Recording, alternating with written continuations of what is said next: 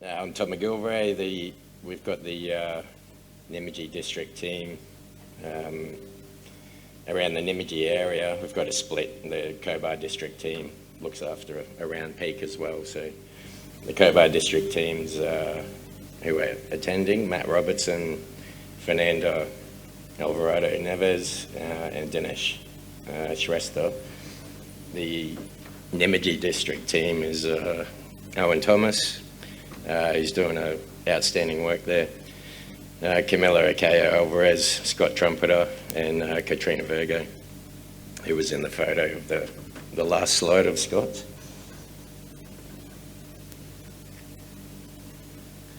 So yeah, this talks about exploring beyond Federation. Federation's taken the majority of the exploration budget for the last 5 years since discovery in 2019. I'll pass through that, can provide later if needed. Yeah, a quick snapshot of Aurelia. So currently, as of today, trading at 14.5 cents with market cap of 270 million. FY24 has been a fairly strong year for Aurelia. FY23, I think we come pretty close to bottoming out, so it was quite a tough year. And yeah, but now share price is fairly strong, raised some capital, there's some, the balance sheet's fairly consistent and has been all year. That's after exploration expenses, and there's really strong support for Aurelia to explore each year as well. So yeah, production we've had a pretty good year on guidance. 65,000 ounces of gold, 2.2 thousand tonnes of copper, and 16.8 thousand tonnes of zinc, 18.7 thousand tonnes of lead, at an all-in sustaining cost a bit over $2,000 an ounce. So last week we just put out our mineral resource estimate. Well done to Chris Powell for taking all of that on, and yeah, currently sitting at 26 million tonnes at 1.5 copper, 0.9 gold, 2.1 zinc and 1.3 lead with a bit of silver. So it's just showing that Aurelia, even though we've got Federation, the majority of the resources in the copper and gold space. As well as what Scott mentioned, transitioning from South Mine to North Mine for production. A lot of the deposits are copper gold rich as well as you head north, not a lot of lead zinc. So overview of the current configuration of the assets. There's Peak Mine, 800,000 tonnes per annum polymetallic processing plant, and Nymagee, which is currently on care and maintenance, which is just short of 500,000 1,000 tonne per annum processing plant as well, with a camp that's supporting Federation deposit. Outstanding news recently with Federation, that was discovered in 2019. It's been drilled out to indicated, and just took the first ore drives, put in the first ore drives over the last couple of weeks, and hopefully we'll drop the first stope by the end of this quarter. So very, very fast turnaround for a mine from discovery to operation. Yeah, so it's a new polymetallic base metals mine. It's intended to ramp up to about 600,000 tonne per annum mining rate by 2026. The plan is to haul it up the road to the Peak processing plant. And then behind Federation, Great Cobar's, we've got development consent for Great Cobar. We're starting to move towards driving out to that deposit. Quite a large resource, 8.6 million tonnes at 2.1% copper to get into. And then following that, from Fed for the Southern District for exploration, Nymagee is probably one of the most advanced projects behind that. So that'll be the next step before we move off into we're also doing a lot of stage 1 type work, as well as there's other advanced targets, Queen Bee, Tharsis, which are all on the list as well. So quickly on Federation, Owen Thomas talked about Federation 2 years ago at the last Mines and Mines. Current mineral resources sitting at 4.8 million tonnes at 8.8 zinc, 5.2 lead, 0.3 copper, 0.9 gold, 7 grams silver.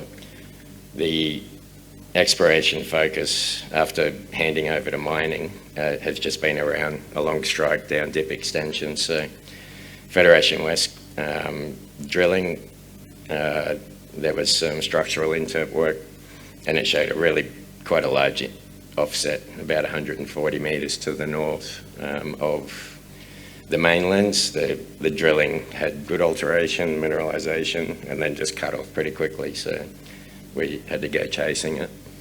And yeah, a few months ago announced 4.5 metres at 33.9% zinc, 20.3% lead, 1.8 copper. Just outstanding material. Also, there's a thrust fault at the bottom of Federation, and we got bits and pieces drilling under the main lenses, and but never any true massive sulphide type mineralisation. So FDD 209 on the east side is under the that thrust, the Federation thrust, and yeah, we got our massive sulphides under there, so we know it continues at depth. We just have to mine a bit deeper before we start drilling that out again. Further drilling planned for FY25, just to follow up on FDD 215.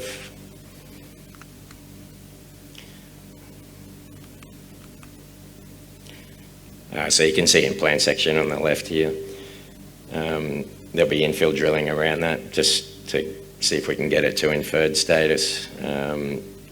We'll leave the deep drilling for a while, but one of the biggest questions we've got at Federation is what looks like a fairly tight regional isoclinal fold just to the east of Fed, but also there's a good corridor fairway for exploration up to the north. So just running soils and auger campaigns at the moment and see if we can get some interesting lithic geochem results for something further to look at.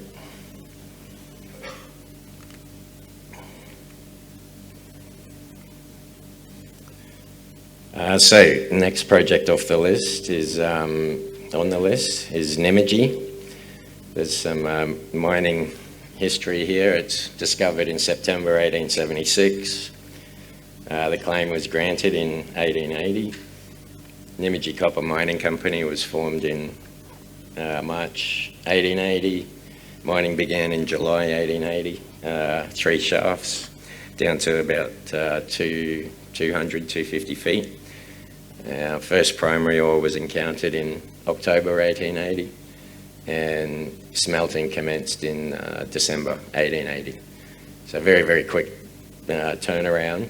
Total production between 1881 and 1917 was just short of 25,000 tonnes at 5.8% copper.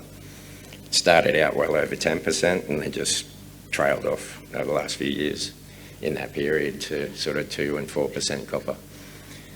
The image on the right, bottom right, is one of the very rare examples of the actual Nymagee ingots that came out of the smelters.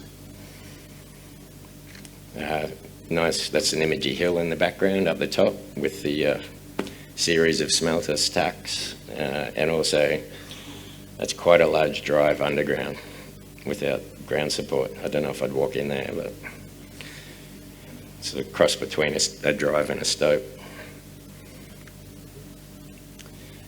So some regional geology. I'm sure most of you guys in the audience are familiar with Cobar Basin, but extensional Devonian basin deposited over Ordovician turbiditic sediments, successions, and S-type Silurian granites. Deep water sediments interfinger with the volcanogenic Mount Hope and Rust troughs to the south. Is there a laser? Oh, there we go. Down around here. And the lower stratigraphic levels of the basin, the lower amphitheatre group, are intruded by sin-rift early Devonian I-type plutons along the eastern margin of the basin. Nimiges right there. And Federation's down in here, just at the kink on the Arimiran granite. Basin inversion occurred over a 25 million year period from 405 million years ago to 380. And most of the Cobar Basin hosted ore bodies are concentrated along that eastern margin up through here. Aurelia holds about 100 consecutive kilometres of tenements on that particular margin, so there's a lot of prospects to look at. There's a lot of smoke in the area. So metallogeny, Scott mentioned previously, there's an east to west type gradation in metals. There's no, typically the lead zinc silver lodes are in the west, and copper gold to gold lodes in the eastern side of that Rookery Fault hanging wall slice. The ore deposits are multiple lens structurally hosted massive sulfide lodes. Typically they're around 700 metres along strike, 70 metres thick, and plunge steeply to the north, and can go well over a kilometre depth. There's no clear regional distribution of north-south distribution of lead, zinc, silver and copper gold, although there is more lead, zinc deposits in the south, Hera and the Federation project. However, they're not so much Federation, but definitely Hera has got a skarn association, which yeah, there's a lot of calc-silicate mineralisation in the base of it, so we haven't got there yet with Federation. And then ubiquitous pyrrhotite association throughout the basin. Deposits to the north have a magnetite association, Great Cobar, and generally a distal pyrite halo throughout the basin as well. So the Nimigie local geology, starting from the oldest, is the Berthong Formation, which is in the east, and Younging to the west. The deposits mainly hosted in the Maramba group. The lower Berthong Formation is a felsic volcanic type provenance, so quartz feldspar, sands, grits, shales. The mineralisation is bound within that Berthong Formation extent, and then also bound to the west by the lower amphitheatre group. Yeah, the massive sulfide lenses have stockwork vein-hosted mineralisation between the main faults. There's a lot of fracturing there. And yeah, the faults and the mineralisation really are on rheological boundaries, where there's a change in grain size between larger packages. So from structure, thanks Martin Scott, I managed to find your report. Divided into eastern and western domains, split by a major northwest trending fault. The bedding on the Nimigie east domain is north striking subvertical west dip, with a cleavage strike that ranges from nor-northeast to nor-northwest, with a subvertical dip towards east-northeast, west-southwest, and fold axial planes, nor-northwest with a 58-degree plunge. Nimijie West, similarly nor-northwest strike, slightly off with a subvertical west-southwest dip, and S1 strike ranges from nor-northeast to nor-northwest with a dipping towards the east-northeast, west-southwest. The folds are actually plunging to the south-southeast on the west side, so there's a hinge, a block hinge type rotation change going on there, but apart from the work done in 2014, there's still a lot of work to do out there, and it's a lot of reactivation, quite a lot of movement. So at the moment we've commissioned Pat Tucker to come and have a look and build up a geology model and a structural model and see where we can take it from there. Mineralisation, absolutely outstanding mineralisation. It's grades from stockwork vein-hosted sulfides to fault-bound quartz sulfide matrix breccias to massive sulfide lenses. Typically with Cobar type deposits, you tend to just go straight pretty quickly from not much to very high grades, but Nimijie's a bit more diffuse. And there's a lot more linkage between the main faults. Chalcopyrite dominated with subordinate pyrrhotite, native silver and silver sulfur salts. The lead zinc lode, which is on the western side of the deposit, is generally sphalerite. There is a bit of marmotite there as you head further north. And then with also subordinate to rare galena, native silver and silver sulfur salts. This was announced maybe about 6 months ago, but you can see the western lead zinc zone, which is here, has got 17%, just over 17% zinc and 0.4% lead. So the system's obviously been very, very stable long enough for the lead and zinc to separate. And that's a photo of the core. It's, you know, pretty solid sphalerite with a bit of gang through it, a bit of chlorite. Yeah, the main copper zone is grades up to 13.4% copper. There's not a lot of gold, it's mostly silver around Nimijie. Yeah, 7 metres at 6.8 copper. And then part of that drilling also tagged a couple of these other lenses, which we weren't too certain that they were going to continue, but they've given quite good intersections back, and it's given us an opportunity to start exploring from the east as well.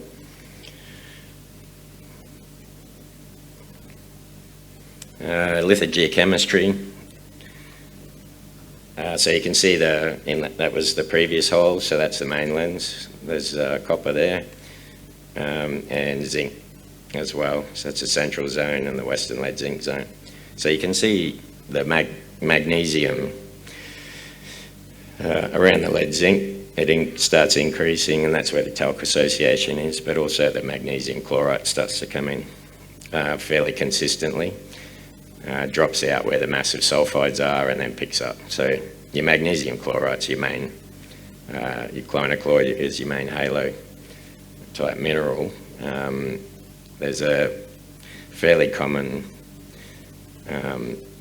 occurrence of a coincidence of zinc and cadmium, and then cobalt, vanadium, scandium tends to mirror the iron distribution, the pyrrhotite distribution. And when I say distal, it's probably far proximal for manganese. So you can use these as vectors, but otherwise the sulfides are actually pretty trace element poor just because of the epigenetic nature of them. There's also a green schist facies metamorphic overprint as well. I skipped over potassium, so there's sericite associated with the copper mineralisation as well. And then the green schist facies overprint, you get a lot of biotite spotting, and then where there's sericite, it'll reconfigure into flogopite. So just a bit of petrology, just a couple of select samples. Red-brown sphalerite with sericitic foliation up the top here, suggesting rotational microbrecciation around a feldspar porphyroblast. There's no apparent chalcopyrite disease of sphalerite, which is great. Already mentioned that. And then this is quite common through most of the drilling, is this widespread crackle brecciation with, full of quartz sulfide veinlets between the main structures. So that gives us a bit of a idea about mining as well, mining method. So currently, mineral resource estimate reported last week is 2.3 million tonnes at 2.1 copper, 0.1 gold, and minor lead zinc, 13 grams silver. We know there's super high grade shoots down through the main plunge of the deposit. And the work that was done this year was inclusion of the FY24 drilling. We just put in 4 holes just to see where these high grade areas might extend out of the current resource, and also make sure all the locational data was accurate. So it only added minor tonnage. 3 new domains were added, but significant ore remains outside of the workings. And so the exploration strategy, so the deposit is located 5 kilometres north of the Hera processing plant. It's right next to Nymagee Township.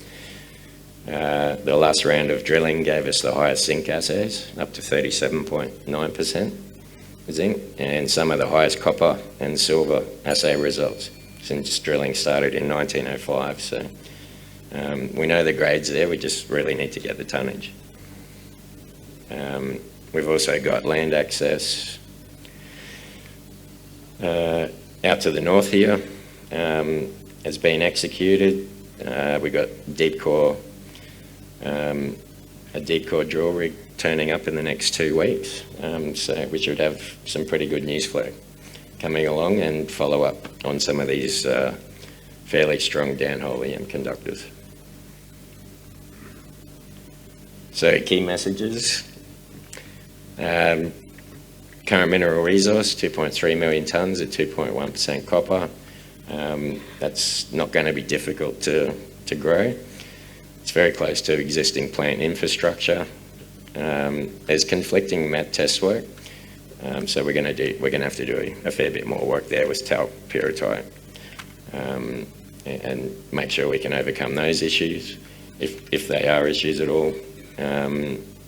Yeah, drilling imminent and land access secured.